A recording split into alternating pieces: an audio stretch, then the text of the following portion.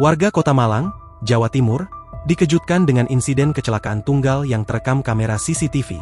Dalam video yang viral di media sosial, sebuah mobil Suzuki Airio terlihat melaju tak terkendali dan menerobos masuk ke dalam toko perlengkapan rohani Dioses di Jalan Dr. Cipto, Kecamatan Klojen. Peristiwa ini terjadi pada Sabtu, 14 Juni 2025, sekitar pukul 9 waktu Indonesia Barat, saat kondisi lalu lintas di lokasi kejadian sedang sepi.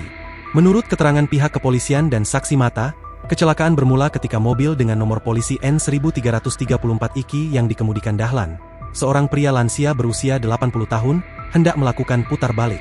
Dahlan, yang merupakan warga Kecamatan Dau, Kabupaten Malang, sebelumnya memarkir kendaraannya di seberang toko.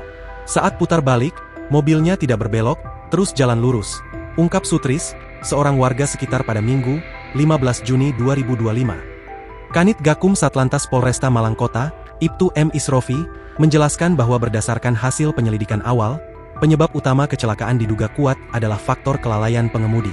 Dugaan sementara, pengemudi salah menginjak pedal. Seharusnya menginjak rem, namun justru pedal gas yang terinjak sehingga mobil melaju lurus tanpa kendali dan langsung menabrak toko Dioses, ujar Isrofi. Beruntung, tidak ada korban jiwa maupun luka-luka dalam insiden ini. Baik pengemudi maupun orang lain di sekitar lokasi selamat. Namun, kerusakan parah terjadi pada bagian depan toko milik Soejono, 56, warga Kecamatan Blimbing, Kota Malang. Kerugian material yang ditimbulkan ditaksir mencapai puluhan juta rupiah.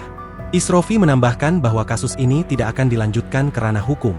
Kedua belah pihak, yaitu pengemudi dan pemilik toko, telah bersepakat untuk menyelesaikan permasalahan ini secara kekeluargaan.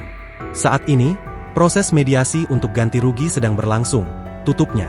Download Tribun X sekarang, menghadirkan lokal menjadi Indonesia.